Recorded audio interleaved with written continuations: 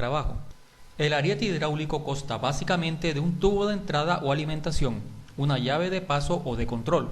una primera válvula llamada de escape, una segunda válvula llamada de retención, una cámara de aire y finalmente un tubo o manguera de salida. El agua entra por el tubo de alimentación del ariete y recorre el interior del dispositivo hasta cerrar la primera válvula. Es en este momento cuando este cierre repentino provoca una gran presión hacia las paredes del ariete, lo que abre la segunda válvula y obliga a un determinado volumen de agua a pasar a través de ella, hasta que la fuerza del choque se disipa y la válvula se cierra. El proceso se repite una y otra vez, y cada vez más agua se acumula comprimiendo el aire contenido en una cámara hasta que el líquido sale impulsado por una tubería hacia el destino requerido, que puede ser un tanque elevado a más de 10 metros de altura. La diferencia de altura entre la posición de la fuente de agua y la del depósito que la recibe se llama altura de trabajo. El ariete hidráulico consta básicamente de un tubo de entrada o alimentación, una llave de paso o de control, una primera válvula llamada de escape, una segunda válvula llamada de retención, una cámara de aire y finalmente un tubo o manguera de salida.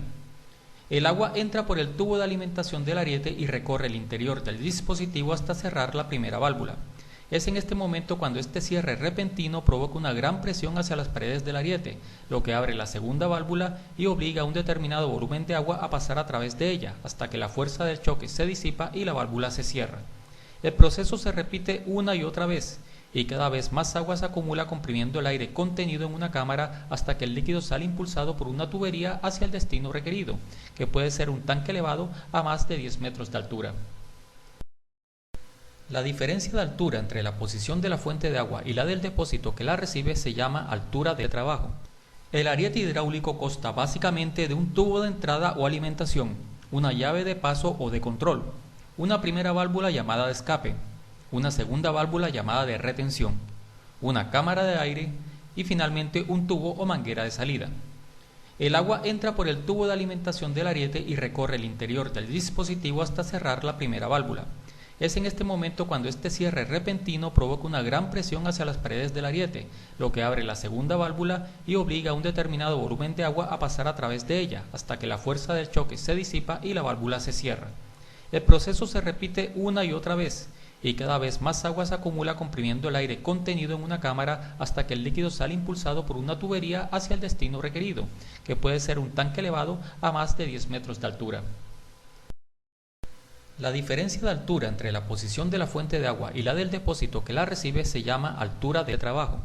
El ariete hidráulico consta básicamente de un tubo de entrada o alimentación, una llave de paso o de control, una primera válvula llamada de escape, una segunda válvula llamada de retención, una cámara de aire y finalmente un tubo o manguera de salida. El agua entra por el tubo de alimentación del ariete y recorre el interior del dispositivo hasta cerrar la primera válvula. Es en este momento cuando este cierre repentino provoca una gran presión hacia las paredes del ariete, lo que abre la segunda válvula y obliga a un determinado volumen de agua a pasar a través de ella, hasta que la fuerza del choque se disipa y la válvula se cierra. El proceso se repite una y otra vez, y cada vez más agua se acumula comprimiendo el aire contenido en una cámara hasta que el líquido sale impulsado por una tubería hacia el destino requerido, que puede ser un tanque elevado a más de 10 metros de altura. La diferencia de altura entre la posición de la fuente de agua y la del depósito que la recibe se llama altura de